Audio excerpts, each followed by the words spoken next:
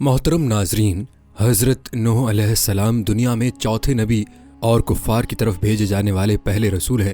طوفان کے بعد چونکہ آپ سے نسل انسانی چلی، اس لیے آپ کو آدم ثانی بھی کہا جاتا ہے۔ بسم اللہ الرحمن الرحیم۔ السلام علیکم ناظرین۔ حضرت نوح علیہ السلام نے کئی سو سال تک اپنی قوم کو خفیہ اور اعلانیہ ہر طرح سے تبلیغ فرمائی، اور اس دوران قوم کی طرف سے پہنچنے والی اذیتوں اور تکلیفوں کو خندہ پیشانی سے برداشت کیا اور صبر و تحمل کا مظاہرہ فرمایا۔ عرصہ دراز تک قوم کو نصیحت کرنے کے باوجود صرف 80 افراد نے ایمان قبول کیا، اور جب قوم کے ایمان لانے اور راہ راست پر آنے کی کوئی امید باقی نہ رہی تو حضرت نوح علیہ السلام نے ان کے خلاف دعا کی جو قبول ہوئی۔ اللہ تعالیٰ نے اہل ایمان کو کشتی میں سوار کر کے نجات بخشی اور کافروں کو طوفان کا عذاب بھیج کر ہلاک کر دیا۔ آج کی اس ویڈیو میں ہم آپ کو حضرت نوح کی زندگی کے اہم واقعات بتائیں گے، جن میں آپ کی کشتی کا واقعہ بھی شامل ہے، اور آپ کی بیوی کا واقعہ بھی آپ کو بتائیں گے، اور آپ کو یہ بھی بتائیں گے کہ حضرت نوح کو آدم ثانی کیوں کہا جاتا ہے۔ ویڈیو کو آپ نے اسکپ نہیں کرنا اور آخر تک لازمی دیکھنا ہے، آپ کے علم میں خاطر خواہ اضافہ ہوگا۔ ناظرین، آپ کو بتاتے چلیں کہ حضرت نوح علیہ السلام کا اسم گرامی یشکر یا عبد الغفار تھا، اور لقب نوح ہے۔ روایات میں آتا ہے کہ آپ اللہ تعالیٰ کے خوف کی بنا پر کثرت سے گریہ وزاری کیا کرتے تھے، اس لیے آپ نوح کے لقب سے معروف ہوئے۔ حضرت نوح علیہ السلام کو آدم ثانی بھی کہا جاتا ہے۔ اس کی وجہ یہ بتائی جاتی ہے کہ پسماندگان طوفان سے کسی کی نسل نہ بڑھی،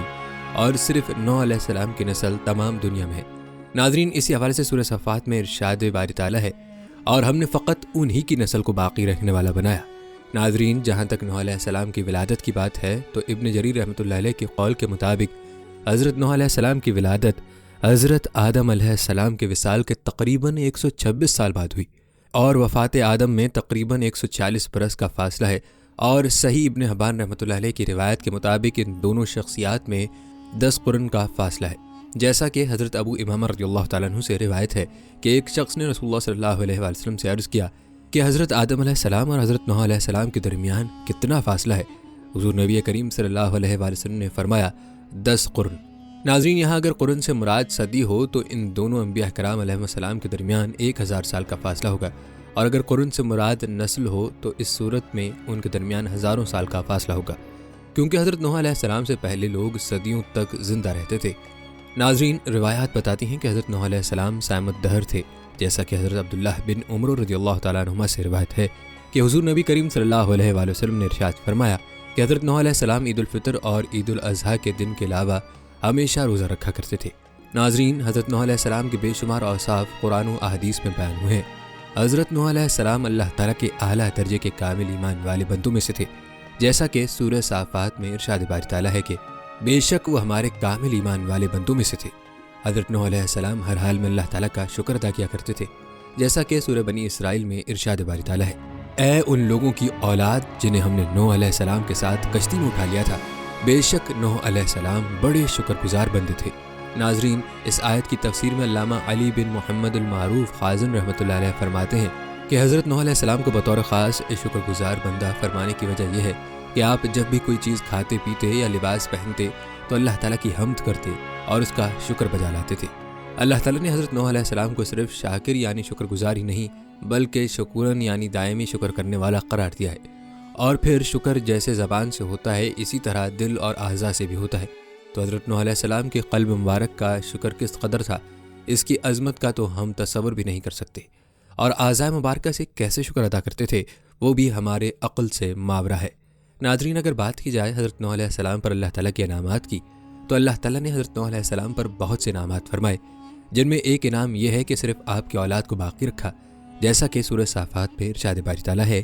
اور ہم نے فقط انہی کی نسل کو باقی رہنے والا بنایا۔ ناظرین، اس آیت کی تفسیر میں حضرت عبداللہ بن عباس رضی اللہ تعالیٰ عنہ سے مروی ہے کہ حضرت نوح علیہ السلام کی کشتی سے اترنے کے بعد آپ کی اولاد اور ان کی بیویوں کے علاوہ جتنے مرد و عورت تھے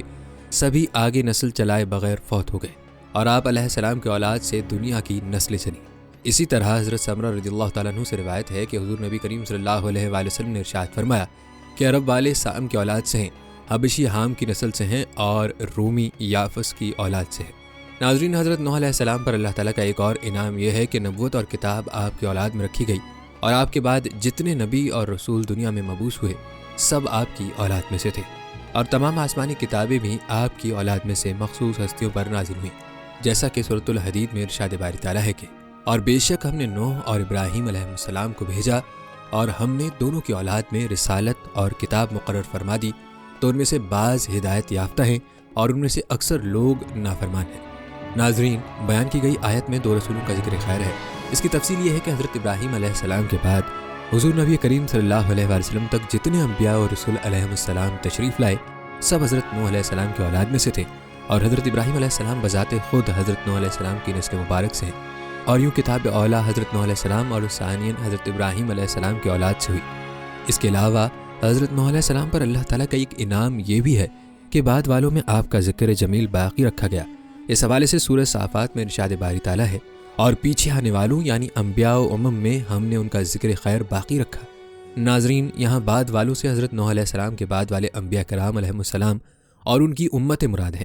اور یہ حقیقت ہم اپنی آنکھوں سے مشاہدہ بھی کر رہے ہیں کہ دنیا بھر میں حضرت نوح علیہ السلام کا تذکرہ موجود اور باقی ہے۔ اسی طرح حضرت نوح علیہ السلام پر اللہ تعالیٰ کا ایک انعام یہ بھی ہے کہ فرشتے، جنات اور انسان سب حضرت نوح علیہ السلام پر قیامت تک سلام بھیجتے رہیں گے، اور اللہ تعالیٰ کی طرف سے نوح علیہ السلام پر سلام کا کلمہ ہمیشہ موجود رہے گا، جیسا کہ سورہ صافات میں ارشاد باری تعالیٰ ہے، سلام ہو نوح پر سب جہانوں میں۔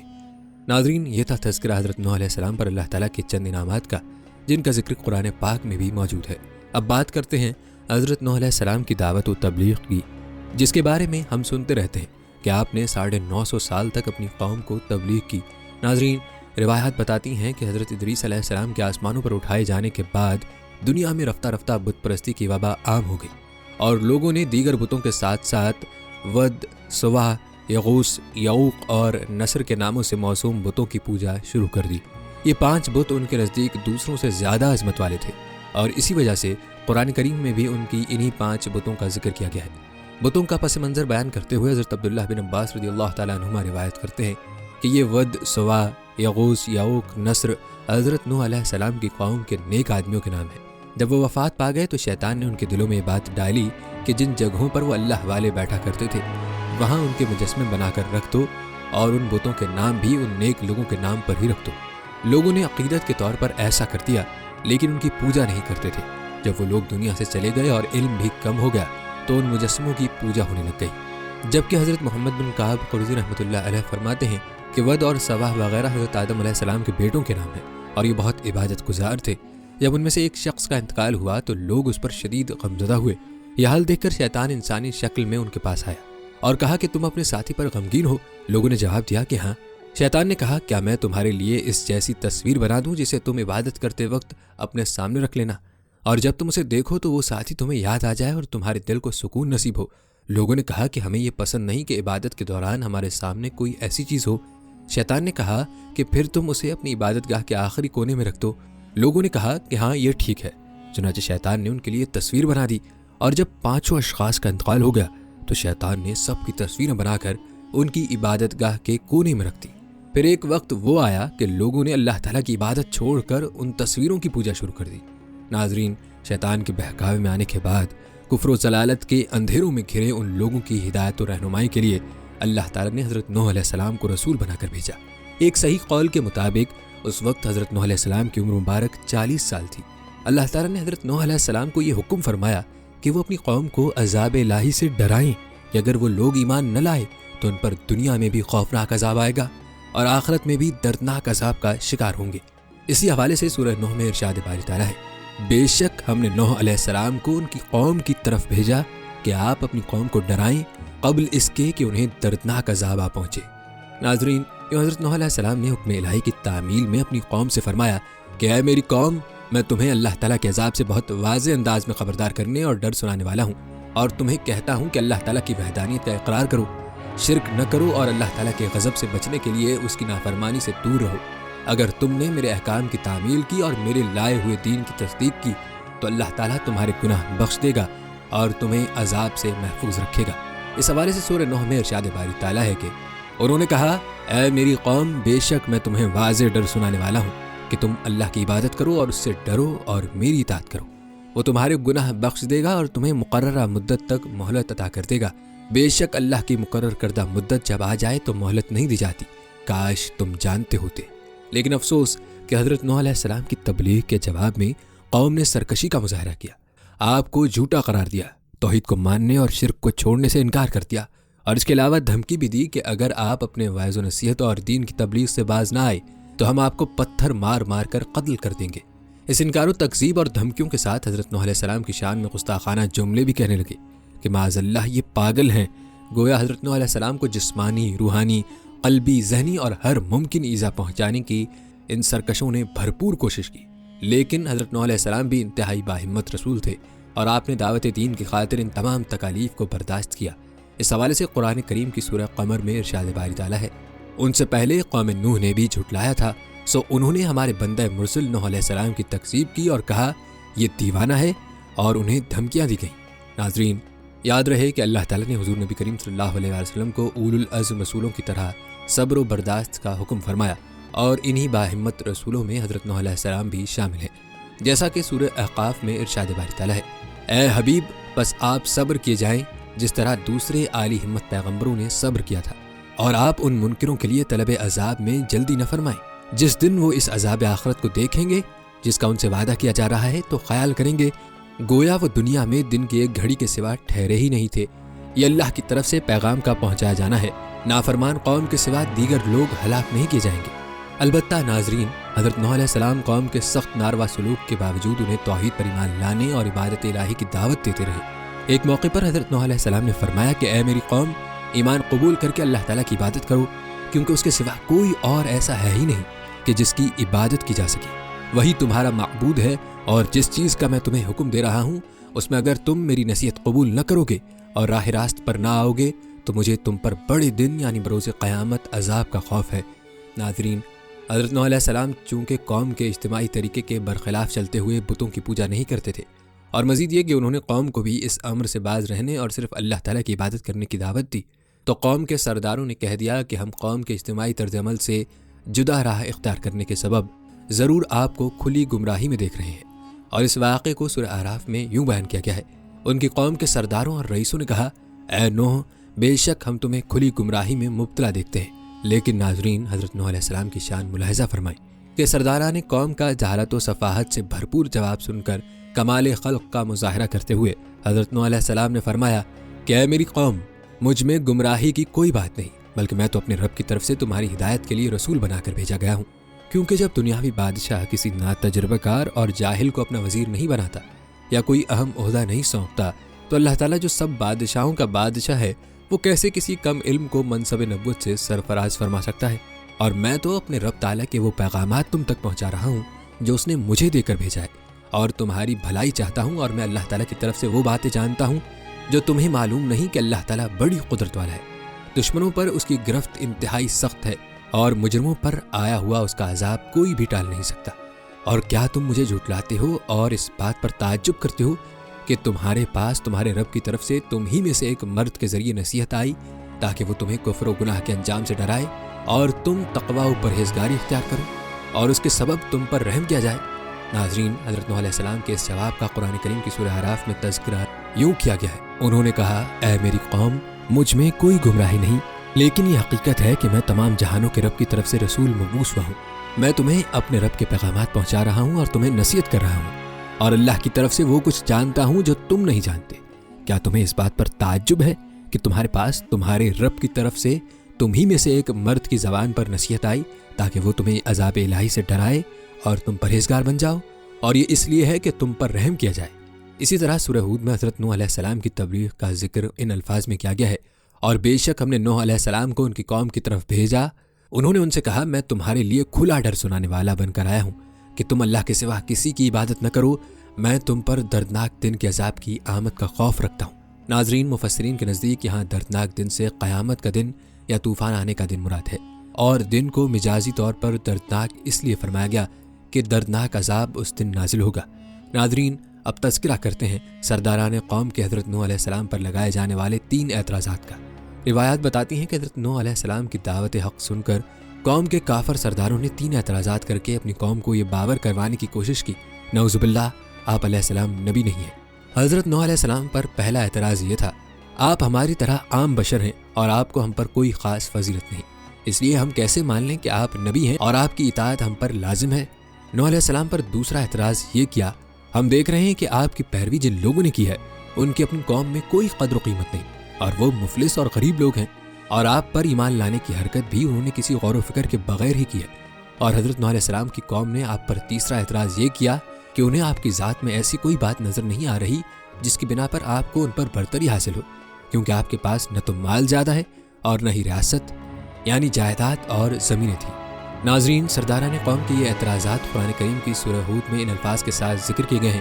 سو ان کی قوم کے کفر کرنے والے سرداروں اور وڈیروں نے کہا، ہمیں تو تم ہمارے اپنے ہی جیسا ایک بشر دکھائی دیتے ہو، اور ہم نے کسی معزز شخص کو تمہاری پیروی کرتے ہوئے نہیں دیکھا سوائے ہمارے معاشرے کے سطحی رائے رکھنے والے پست و حقیر لوگوں کے،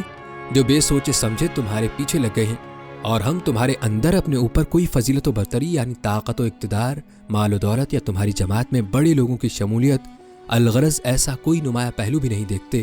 بلکہ ہم تو تمہیں جھوٹا سمجھتے ہیں۔ ناظرین، ذرا غور فرمائیں کہ اعتراضات کا جواب دینے سے پہلے حضرت نوح نے اپنی قوم کو غور و فکر کی دعوت دیتے ہوئے فرمایا کہ اگر میں حق پر ہوا اور اللہ نے مجھے اپنے پاس سے نبوت عطا کی ہو، لیکن تم غور و فکر نہ کرنے کی وجہ سے اس سے غافل و جاہل رہو، تو میں کیا کروں؟ یعنی تمہارا غور و فکر کی وجہ سے حق کو نہ سمجھنا تمہارا قصور ہے یا میرا؟ کیا میں تمہیں اپنی نبوت قبول کرنے پر مجبور کروں جبکہ تم ہی اس سے بیزار بیٹھے ہو؟ یہ میرا کام نہیں، مجھے تو صرف یہ حکم ہے کہ اللہ تعالیٰ کا پیغام تم تک پہنچا دوں۔ جہاں تک اس بات کا تعلق ہے کہ میرے پاس مال و دولت نہیں اور اس وجہ سے میں نے پیغام الہی پہنچانے کا نام لے کر یہ دعوت شروع کی ہے تاکہ تم سے مال و دولت حاصل کر سکوں، تو سن لو، تمہارا یہ گمان سراسر باطل ہے۔ میں رسالت کی تبلیغ پر تم سے کوئی اجرت طلب نہیں کرتا، میرا اجر تو اللہ تعالیٰ کے ذمے پر ہے، لہٰذا تم اس فاسد گمان کی وجہ سے اپنے آپ کو اخروی سعادتوں کے حصول سے محروم نہ کرو۔ اور جہاں تک میرے پیروکاروں کو مفلس اور غریب قرار دینے کا تعلق ہے، جس کا تقاضا یہ ہے کہ میں انہیں خود سے دور کر دوں، تو سن لو کہ تمہاری وجہ سے میں غریب مسلمانوں کو اپنے آپ سے دور نہیں کروں گا، کیونکہ یہ تو رب تعالیٰ کی بارگاہ میں حضوری کا شرف اور قرب کی فضیلت پانے والے ہیں، تو میں انہیں تمہاری وجہ سے خود سے دور کیوں کروں؟ ہاں، اس کے برعکس میں تم لوگوں کو جہالت کا شکار سمجھتا ہوں۔ ناظرین، قرآن پاک کی سورہ ہود میں حضرت نوح علیہ السلام کا اپنی قوم کو جواب ان الفاظ کے ساتھ مذکور ہے۔ نوح علیہ السلام نے کہا، اے میری قوم، بتاؤ تو صحیح، اگر میں اپنے رب کی طرف سے روشن دلیل پر بھی ہوں اور اس نے مجھے اپنے حضور سے خاص رحمت بھی بخشی ہو، مگر وہ تمہارے اوپر اندھوں کی طرح پوشیدہ کر دی گئی ہو، تو کیا ہم اسے تم پر جبرن مسلط کر سکتے ہیں حالانکہ تم اسے ناپسند کرتے ہو؟ اور اے میری قوم، میں تم سے اس دعوت تبلیغ پر کوئی مال و دولت بھی طلب نہیں کرتا، میرا اجر تو صرف اللہ کے ذمے پر ہے، اور میں تمہاری خاطر ان غریب اور پسماندہ لوگوں کو جو ایمان لے آئے ہیں دھتکارنے والا بھی نہیں ہوں۔ تم انہیں حقیر مت سمجھو، یہی حقیقت میں معزز ہیں، بے شک یہ لوگ اپنے رب کی ملاقات سے بہریاب ہونے والے ہیں، اور میں تو در حقیقت تمہیں جاہل و بے فہم قوم دیکھ رہا ہوں۔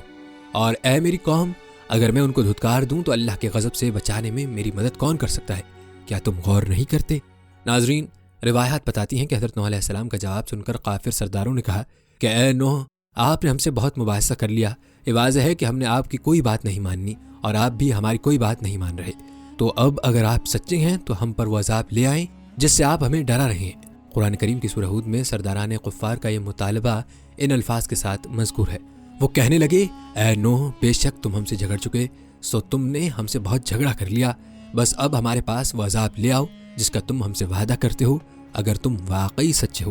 ناظرین، مطالبہ کفار کے جواب میں حضرت نوح علیہ السلام نے فرمایا کہ تم پر عذاب نازل کرنے کا اختیار اللہ تعالیٰ ہی کے پاس ہے، وہ جب چاہے گا اس عذاب کو تم پر نازل کر دے گا، اور جب اس نے عذاب نازل کرنے کا ارادہ فرما لیا تو تم اس عذاب کو روک سکو گے اور نہ اس سے بچ سکو گے۔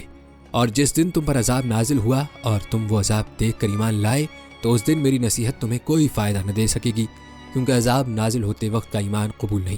یاد رکھو، میری نصیحت تمہیں اس وقت فائدہ دے گی جب تم عذاب کا مشاہدہ کرنے سے پہلے ایمان لے آؤ۔ حضرت نوح علیہ السلام کا یہ جواب اور تنبیہ قرآن پاک کی سورہ ہود میں ان الفاظ کے ساتھ مذکور ہے۔ نوح علیہ السلام نے کہا، وہ عذاب تو بس اللہ ہی تم پر لائے گا اگر اس نے چاہا، اور تم اسے عاجز نہیں کر سکتے، اور میری نصیحت بھی تمہیں نفع نہ دے گی، خواہ میں تمہیں نصیحت کرنے کا ارادہ کروں۔ اگر اللہ نے تمہیں گمراہ کرنے کا ارادہ فرما لیا ہو، وہ تمہارا رب ہے اور تم اسی کی طرف لوٹائے جاؤ گے۔ روایات بتاتی ہیں کہ حضرت نوح علیہ السلام کی دعوت سن کر کافر سرداروں نے اپنی قوم سے کلام کیا کہ نوح علیہ السلام تو ہمارے جیسا ہی ایک آدمی ہے جو کھاتا اور پیتا ہے، اور یہ چاہتا ہے کہ تم اسے اپنا بڑا مان لو اور اس کے تابع ہو جاؤ تاکہ یہ سردار بن جائے اور تمہیں اپنے تابع کر لے۔ اور اگر اللہ تعالیٰ یہ چاہتا ہے کہ رسول بھیجے اور شرک سے منع کرے تو وہ فرشتے اتار دیتا، لیکن اس نے ایسا تو نہیں کیا، اور ہم نے اپنے پہلے باپ داداؤں میں یہ بات نہیں سنی کہ بشر بھی رسول ہوتا ہے۔ نوح ایک مجنون آدمی ہے جس پر جنون طاری ہے، اس لیے کچھ عرصہ انتظار کر لو یہاں تک کہ اس کا جنون دور ہو جائے گا۔ ایسا ہوا تو خیر، ورنہ انہیں قتل کر دینا۔ ناظرین، کافر سرداروں کا یہ کلام قرآن کریم کی سورہ مومنون میں ان الفاظ کے ساتھ بیان کیا گیا ہے۔ تو ان کی قوم کے سردار اور وڈیرے جو کفر کر رہے تھے کہنے لگے، یہ شخص محض تمہارے ہی جیسا ایک بشر ہے، اس کے سوا کچھ نہیں۔ یہ تم پر اپنی فضیلت و برتری قائم کرنا چاہتا ہے، اور اگر اللہ ہدایت کے لیے کسی پیغمبر کو بھیجنا چاہتا تو فرشتوں کو اتار دیتا۔ ہم نے تو یہ بات کہ ہمارے جیسا ہی ایک شخص ہمارا رسول بنا دیا جائے اپنے اگلے آباء و اجداد میں کبھی نہیں سنی۔ یہ شخص تو سوائے اس کے اور کچھ نہیں کہ اسے دیوانگی کا عارضہ لاحق ہو گیا ہے، سو تم ایک عرصے تک اس کا انتظار کرو، دیکھو آگے کیا کرتا ہے۔ ناظرین، روایات کے مطابق حضرت نوح علیہ السلام نے اپنی قوم کو مزید نصیحت کرتے ہوئے فرمایا کہ کیا تم اللہ تعالیٰ کے عذاب سے نہیں ڈرتے کہ کفر اور گناہ کو ترک کر دو؟ بے شک میں اللہ تعالیٰ کی طرف سے تمہارے لیے ایک ایسا رسول ہوں جس کی امانت داری تم میں مشہور ہے، اور جو دنیاوی کاموں پر امین ہے وہ وحی اور رسالت پر بھی امین ہوگا۔ لہٰذا تم اللہ تعالیٰ سے ڈرو، اور جو میں تمہیں توحید و ایمان اور اللہ تعالیٰ کی بندگی کا حکم دیتا ہوں اس میں میری اطاعت کرو، اور اخلاص کی اس سے بڑھ کر کیا دلیل ہوگی کہ میں رسالت کی ادائیگی پر تم سے کوئی معاوضہ نہیں مانگتا۔ میرا اجر و ثواب تو اسی کے ذمہ پر ہے جو سارے جہان کا رب ہے۔ حضرت نوح علیہ السلام کی اپنی قوم کی دعوت قرآن کریم میں یوں مذکور ہے، جب ان سے ان کے قومی بھائی نوح علیہ السلام نے فرمایا، کیا تم اللہ سے ڈرتے نہیں ہو؟ بے شک میں تمہارے لیے امانت دار رسول بنا کر آیا ہوں، سو تم اللہ سے ڈرو اور میری اطاعت کرو، اور میں تم سے اس تبلیغ حق پر کوئی معاوضہ نہیں مانگتا، میرا اجر تو صرف سب جہانوں کے رب کے ذمہ ہے، بس تم اللہ سے ڈرو اور میری فرما برداری کرو۔ ناظرین، لیکن یہ قوم نوح کی بدبختی تھی جب حضرت نوح نے یہ دیکھا کہ ان کا اپنی قوم کے درمیان مدت دراز تک ٹھہرنا اور اللہ تعالیٰ کی آیتوں کے ذریعے نصیحت کرنا انہیں ناگوار لگ رہا ہے، اور ان کی قوم نے ان کے قتل اور جلاوطنی کا ارادہ کر لیا ہے، تو آپ نے ان سے فرمایا کہ اے میری قوم، اگر میرا تمہارے درمیان ٹھہرنا اور آیت الہی کے ذریعے سے نصیحت کرنا تم پر بوجھ ہے تو سن لو کہ مجھے اللہ پر کامل بھروسہ ہے، اور میں نے اپنا معاملہ اسی کے سپرد کر دیا ہے۔ تم میری مخالفت میں اور مجھے ایذا پہنچانے کے لیے جس قدر اسباب جمع کر سکتے ہو کر لو، بلکہ اپنے باطل معبودوں کو بھی ملا لو، اور یہ سب منصوبہ اور سازش اعلانیہ کر لو، پھر میرے خلاف جو کچھ کر سکتے ہو کر گزرو، اور مجھے کوئی مہلت نہ دو۔ مجھے ان چیزوں کی کوئی پرواہ نہیں ہے، نہ کوئی ڈر۔ ناظرین، روایات بتاتی ہیں کہ حضرت نوح علیہ السلام نے اپنی قوم تک اللہ کا پیغام پہنچایا اور ہر طریقے سے نصیحت کی، لیکن قوم نے آپ کی بات نہ مانی، اور 80 افراد کے علاوہ کسی نے ایمان قبول نہ کیا۔ جب معلوم ہو گیا کہ اب مزید کوئی شخص ایمان نہیں لائے گا تو حضرت نوح نے بارگاہ الہی میں مناجات کی۔ حضرت نوح علیہ السلام کی مناجات قرآن کریم میں متعدد مقامات پر مذکور ہے۔ قرآن کریم کی سورہ نوح میں حضرت نوح علیہ السلام کی یہ مناجات یوں مذکور ہیں، نوح علیہ السلام نے عرض کیا، اے میرے رب، بے شک میں اپنی قوم کو رات دن بلاتا رہا، لیکن میری دعوت نے ان کے لیے سوائے بھاگنے کے کچھ زیادہ نہیں کیا، اور میں نے جب بھی انہیں ایمان کی طرف بلایا تاکہ وہ انہیں بخش دے تو انہوں نے اپنی انگلیاں اپنے کانوں میں دے لی اور اپنے اوپر اپنے کپڑے لپیٹ لیے اور کفر پر ہٹ درمی کی اور شدید تکبر کیا۔ پھر میں نے انہیں بلند آواز سے دعوت دی، پھر میں نے انہیں اعلانیہ بھی سمجھایا اور انہیں پوشیدہ رازدارانہ طور پر بھی سمجھایا۔ پھر میں نے کہا کہ تم اپنے رب سے بخشش طلب کرو، بے شک وہ بڑا بخشنے والا ہے، وہ تم پر بڑی زوردار بارش بھیجے گا اور تمہاری مدد اموال اور اولاد کے ذریعے فرمائے گا، اور تمہارے لیے باغات اگائے گا اور تمہارے لیے نہریں جاری کر دے گا۔ تمہیں کیا ہو گیا ہے کہ تم اللہ کی عظمت کا اعتقاد اور معرفت نہیں رکھتے، حالانکہ اس نے تمہیں طرح طرح کی حالتوں سے پیدا فرمایا؟ کیا تم نے نہیں دیکھا کہ اللہ نے کس طرح 7 آسمانی کڑے باہمی مطابقت کے ساتھ طبق در طبق پیدا فرمائے، اور اس نے ان میں چاند کو روشن کیا، اور اس نے سورج کو چراغ یعنی روشنی اور حرارت کا منبع بنایا، اور اللہ نے تمہیں زمین سے سبزے کی مانند اگایا، پھر تم کو اسی زمین میں لوٹا دے گا اور پھر تم کو اسی سے دوبارہ باہر نکالے گا، اور اللہ نے تمہارے لیے زمین کو فرش بنا دیا تاکہ تم اس کے کشادہ راستوں میں چلو پھرو۔ نوح علیہ السلام نے عرض کیا، اے میرے رب، انہوں نے میری نافرمانی کی اور اس سرکش روساہ کے طبقے کی پیروی کرتے رہے جس کے مال و دولت اور اولاد نے انہیں سوائے نقصان کے اور کچھ نہیں بڑھایا، اور عوام کو گمراہی میں رکھنے کے لیے وہ بڑی بڑی چالیں چلتے رہے اور کہتے رہے کہ تم اپنے معبودوں کو مت چھوڑنا، اور ود اور سوا اور یغوث اور یعوق اور نصر نامی بتوں کو بھی ہرگز نہ چھوڑنا، اور واقعی انہوں نے بہت لوگوں کو گمراہ کیا، سو اے میرے رب، تو بھی ان ظالموں کو سوائے گمراہی کے کسی اور چیز میں نہ بڑھا۔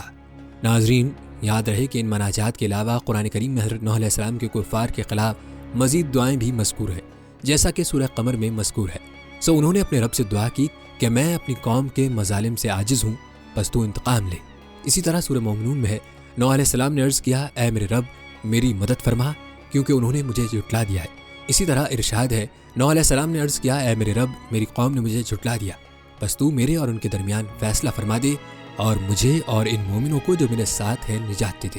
اسی طرح سورہ نوح میں درج ہے، اور نوح علیہ السلام نے عرض کیا، اے میرے رب زمین پر کافروں میں سے کوئی بسنے والا باقی نہ چھوڑ، بے شک اگر تو انہیں زندہ چھوڑے گا تو وہ تیرے بندوں کو گمراہ کرتے رہیں گے اور وہ بدکار اور سخت کافر اولاد کے سوا کسی کو جنم نہیں دیں گے۔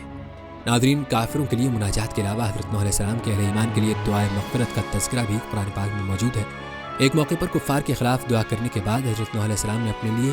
اپنے والدین اور مومن مردوں اور عورتوں کے لیے دعا کرتے ہوئے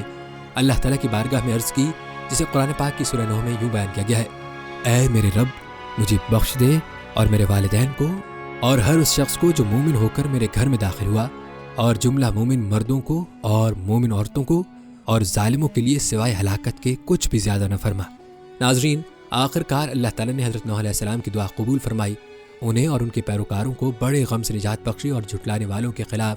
آپ کی یوں مدد فرمائی کہ قوم کے تمام کفار کو عذاب سے ہلاک کر دیا۔ اس واقعے کا ذکر قرآن کریم کی سورہ انبیاء میں ان الفاظ کے ساتھ کیا گیا ہے، اور نوح علیہ السلام کو بھی یاد کریں جب انہوں نے ان انبیاء علیہ السلام سے پہلے ہمیں پکارا تھا، سو ہم نے ان کی دعا قبول فرمائی، بس ہم نے ان کو اور ان کے گھر والوں کو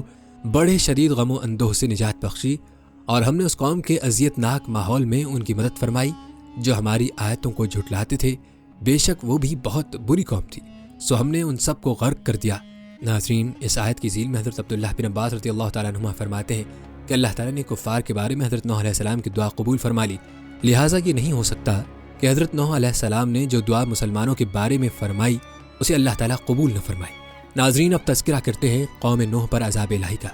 ناظرین، روایات بتاتی ہیں کہ حضرت نوح علیہ السلام اپنی قوم میں تقریباً 950 سال رہے۔ اس پوری مدت میں انہوں نے قوم کو توحید اور ایمان کی دعوت دینے کا عمل جاری رکھا اور ان کی طرف سے پہنچنے والی سختیوں اور ایذاؤں پر صبر کیا۔ جب قوم اپنی حرکتوں سے باز نہ آئی اور ایمان لانے کی بجائے کفر پر اڑی رہی تو اللہ تعالیٰ نے حضرت نوح علیہ السلام کی طرف وحی بھیجی کہ آپ کی قوم کے جن لوگوں سے ایمان قبول کرنے کی توقع تھی وہ تو ایمان قبول کر چکے، ان کے علاوہ جو لوگ اپنے کفر پر ہی قائم ہیں وہ اب کسی صورت ایمان قبول نہیں کریں گے۔ لہٰذا اس طویل مدت کے دوران کفار کی طرف سے آپ کو جس تکذیب، استہزاء اور اذیت کا سامنا ہوا اس پر آپ غمگین نہ ہوں، اور ان کفار کے کرتوت ختم ہو گئے اور اب ان سے انتقام لینے کا وقت آ گیا۔ اس کا ذکر قرآن کریم کی سورہ عنکبوت میں ان الفاظ میں کیا گیا ہے، اور بے شک ہم نے نوح علیہ السلام کو ان کی قوم کی طرف بھیجا تو وہ ان میں 50 برس کم 1000 سال رہے، پھر ان لوگوں کو طوفان نے آ پکڑا اس حال میں کہ وہ ظالم تھے۔ اسی طرح سورہ ہود میں ارشاد فرمایا، اور نوح علیہ السلام کی طرف وحی کی گئی کہ اب ہرگز تمہاری قوم میں سے مزید کوئی ایمان نہیں لائے گا سوائے ان کے جو اس وقت تک ایمان لا چکے ہیں، سو آپ ان کے تکذیب و استہزاء کے کاموں سے رنجیدہ نہ ہوں۔ ناظرین، کفار پر عذاب چونکہ کئی طریقوں سے آ سکتا تھا، اس لیے اللہ تعالیٰ نے حضرت نوح علیہ السلام کو بتا دیا کہ وہ عذاب ڈبو دیے جانے کی صورت میں ہوگا، اور ڈوبنے سے نجات کی صورت صرف کشتی کے ذریعے ممکن تھی۔ اس لیے اللہ تعالیٰ نے حضرت نوح علیہ السلام کو کشتی تیار کرنے کا حکم دیا، اور قرآن کریم میں 2 مقامات پر اس کشتی بنانے کے حکم کا ذکر ہے۔ سورہ ہود میں ارشاد باری تعالیٰ ہے، اور تم ہمارے حکم کے مطابق ہمارے سامنے ایک کشتی بناؤ اور ظالموں کے بارے میں مجھ سے کوئی بات نہ کرنا، وہ ضرور غرق کیے جائیں گے۔ اور اسی طرح سورہ مومنون میں ارشاد باری تعالیٰ ہے، پھر ہم نے ان کی طرف وہی بھیجی کہ تم ہماری نگرانی میں اور ہمارے حکم کے مطابق ایک کشتی بناؤ، سو جب ہمارا حکم عذاب آ جائے اور تنور بھر کر پانی ابلنے لگے تو تم اس میں ہر قسم کے جانوروں میں سے 2 جوڑے نر و مادہ بٹھا لینا، سوائے ان میں سے اس شخص کے جس پر فرمان عذاب پہلے ہی صادر ہو چکا ہے، اور مجھ سے ان لوگوں کے بارے میں کچھ عرض بھی نہ کرنا جنہوں نے تمہارے انکار و استہزاء کی صورت میں ظلم کیا ہے، وہ ہر صورت ڈبو دیے جائیں گے۔ ناظرین، روایات میں آتا ہے کہ حضرت نوح علیہ السلام نے اللہ تعالیٰ کے حکم سے ساج کے درخت بوئے، 20 سال میں یہ درخت تیار ہوئے، اس عرصے میں مطلقاً کوئی بچہ پیدا نہ ہوا۔ اس سے پہلے جو بچے پیدا ہو چکے تھے وہ بالغ ہو گئے اور انہوں نے بھی حضرت نوح علیہ السلام کی دعوت قبول کرنے سے انکار کر دیا۔ پھر حضرت نوح علیہ السلام کشتی بنانے میں مشغول ہو گئے۔ حضرت نوح علیہ السلام کشتی بناتے رہے، اور ان کی قوم کے سرداروں میں سے جب کبھی کوئی ان کے پاس سے گزرتا تو ان کا مذاق اڑاتا اور کہتا کہ اے نوح علیہ السلام کیا کر رہے ہو؟ آپ فرماتے کہ ایسا مکان بنا رہا ہوں جو پانی پر چلے۔ یہ سن کر وہ ہنستے، کیونکہ آپ کشتی جنگل میں بنا رہے تھے جہاں دور دور تک پانی نہ تھا، اور وہ لوگ مذاق کے طور پر یہ بھی کہتے تھے کہ پہلے تو آپ نبی تھے، اب بڑھئی ہو گئے۔ حضرت نوح علیہ السلام نے ان سے فرمایا، کہ کسی وقت ہم بھی تمہیں ہلاک ہوتا دیکھ کر تم پر ایسے ہی ہنسیں گے جیسے تم کشتی دیکھ کر ہنس رہے ہو۔ تمہیں جلد ہی رسوا کن اور دائمی عذاب کا پتہ چل جائے گا۔ ناظرین، روایات کے مطابق حضرت نوح کی کشتی 2 سال میں تیار ہوئی۔ اس کی لمبائی 300 گز، چوڑائی 50 گز، اونچائی 30 گز تھی۔ اس میں اور بھی اقوال ہیں۔ اس کشتی میں 3 درجے بنائے گئے تھے۔ نیچے والے درجے میں جنگلی جانور، درندے اور حشرات الارض تھے، اور درمیانی درجے میں چوپائے وغیرہ، اور اوپر والے درجے میں خود حضرت نوح علیہ السلام، آپ کے ساتھی، اور حضرت آدم علیہ السلام کا جسد مبارک جو عورتوں اور مردوں کے درمیان حائل تھا، اور کھانے وغیرہ کا سامان تھا۔ اور ایک روایت کے مطابق پرندے بھی اوپر والے درجے میں ہی تھے۔ روایات کے مطابق حضرت نوح علیہ السلام کشتی بنانے میں مصروف رہے، یہاں تک کہ ان کی قوم پر عذاب نازل ہونے اور ان کی ہلاکت کا وقت آ گیا۔ اللہ تعالیٰ نے حضرت نوح سے اس عذاب کے نازل ہونے کی علامت یہ بیان فرمائی تھی کہ جب آپ تنور میں سے پانی جوش مارتا دیکھیں تو سمجھ لیں کہ عذاب کے نزول کا وقت آن پہنچا ہے۔ بعض مفسرین کے نزدیک اس تنور سے روئے زمین مراد ہے، اور ایک قول کے مطابق اس سے یہی تنور مراد ہے جس میں روٹی پکائی جاتی ہے۔ روایات میں آتا ہے کہ جب تنور میں سے پانی نے جوش مارا تو اللہ تعالیٰ نے حضرت نوح علیہ السلام کو 3 طرح کی چیزیں کشتی میں سوار کرنے کا حکم ارشاد فرمایا۔ ہر جنس میں سے نر اور مادہ کا ایک ایک جوڑا۔ حضرت نوح علیہ السلام نے اپنے ساتھ ان تمام جانوروں کا ایک ایک جوڑا کشتی میں سوار کر لیا جو بچے جنتے تھے یا انڈے دیتے تھے۔ جانور آپ کے پاس آتے اور آپ اپنے دائیں ہاتھ سے نر اور بائیں ہاتھ سے مادہ کو پکڑ کر سوار کرتے جاتے تھے۔ بعض روایات میں ہے کہ سانپ اور بچھو نے حضرت نوح علیہ السلام کی بارگاہ میں حاضر ہو کر عرض کی کہ ہمیں بھی اپنے ساتھ سوار کر لیں، تو حضرت نوح نے فرمایا کہ تمہاری وجہ سے ہم کہیں مصیبت کا شکار نہ ہو جائیں، اس لیے میں تمہیں سوار نہیں کر سکتا۔ انہوں نے عرض کی کہ آپ ہمیں سوار کر لیں، ہم آپ کو اس بات کی ضمانت دیتے ہیں کہ جو آپ کا ذکر کرے گا ہم اسے کوئی نقصان نہ پہنچائیں گے۔ اسی وجہ سے آج بھی یہ بتایا جاتا ہے کہ جسے سانپ اور بچھو سے نقصان پہنچنے کا خوف ہو تو وہ سورہ صافات کی آیت نمبر 79 پڑھ لیا کرے، انشاءاللہ وہ سانپ اور بچھو کے نقصان سے محفوظ رہے گا۔ ناظرین، جہاں تک بات ہے حضرت نوح کے اہل خانہ کی، تو آپ کو بتاتے چلیں کہ حضرت نوح علیہ السلام کے اہل خانہ میں کل 7 افراد تھے۔ حضرت نوح علیہ السلام، ان کے 3 بیٹے سام، حام، یافس اور ان تینوں کی بیویاں، اور جو لوگ حضرت نوح علیہ السلام پر ایمان لائے یہ 80 افراد تھے۔ ناظرین، عذاب کی بیان کی گئی علامتیں اور کشتی میں سواری کا ذکر قرآن کریم کی سورہ ہود میں ان الفاظ کے ساتھ کیا گیا ہے، یہاں تک کہ جب ہمارا حکم عذاب آ پہنچا تو تنور پانی کے چشموں کی طرح جوش سے ابلنے لگا، تو ہم نے فرمایا اے نوح، اس کشتی پر ہر جنس میں سے نر اور مادہ 2 عدد پر مشتمل جوڑا سوار کر لو، اور اپنے گھر والوں کو بھی لے لو، سوائے ان کے جن پر ہلاکت کا فرمان پہلے صادر ہو چکا ہے، اور جو کوئی ایمان لے آیا ہے اسے بھی ساتھ لے لو، اور چند لوگوں کے سوا ان کے ساتھ کوئی ایمان نہیں لایا تھا۔ ناظرین، اس آیت میں جو فرمایا کہ آپ کے گھر میں سے ان پر عذاب آئے گا جن پر بات پہلے طے ہو چکی ہے، ان سے مراد حضرت نوح علیہ السلام کی بیوی وائلہ ہیں جو ایمان نہ لائی تھی، اور آپ کا بیٹا کنعان ہے۔ اللہ تعالیٰ نے ان کی ہلاکت کا فیصلہ بھی فرما دیا تھا۔ قرآن کریم کی سورہ ہود میں یہ واقعہ یوں بیان کیا گیا ہے، اور نوح علیہ السلام نے کہا تم لوگ اس میں سوار ہو جاؤ، اللہ ہی کے نام سے اس کا چلنا اور اس کا ٹھہرنا ہے، بے شک میرا رب بڑا ہی بخشنے والا نہایت مہربان ہے۔ ناظرین، حضرت دحاق رضی اللہ تعالیٰ عنہ فرماتے ہیں کہ حضرت نوح علیہ السلام جب چاہتے تھے کہ کشتی چلے تو بسم اللہ فرماتے اور کشتی چلنے لگتی، اور جب چاہتے کہ ٹھہر جائے تو بسم اللہ فرماتے اور کشتی ٹھہر جاتی۔ روایات بتاتی ہیں کہ کشتی میں سوار ہوتے وقت اللہ تعالیٰ نے حضرت نوح علیہ السلام سے فرمایا کہ جب تم اور تمہارے ساتھ والے کشتی میں صحیح طرح بیٹھ جاؤ تو تم کہنا کہ تمام تعریفیں اس اللہ تعالیٰ کے لیے ہیں جس نے ظالم لوگوں کو ہلاک کر کے ہمیں ان سے نجات دی، اور کشتی سے اترتے وقت یوں دعا کرنا کہ اے میرے رب مجھے برکت والی جگہ اتار دے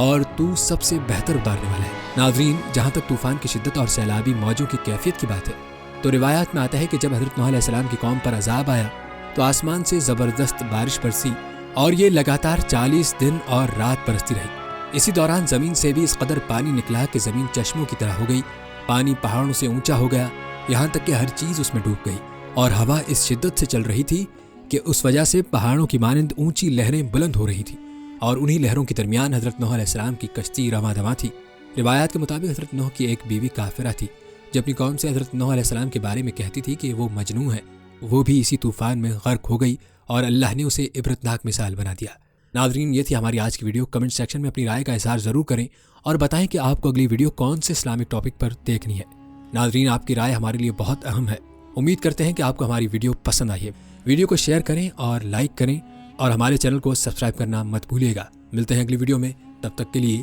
اللہ نگہبان۔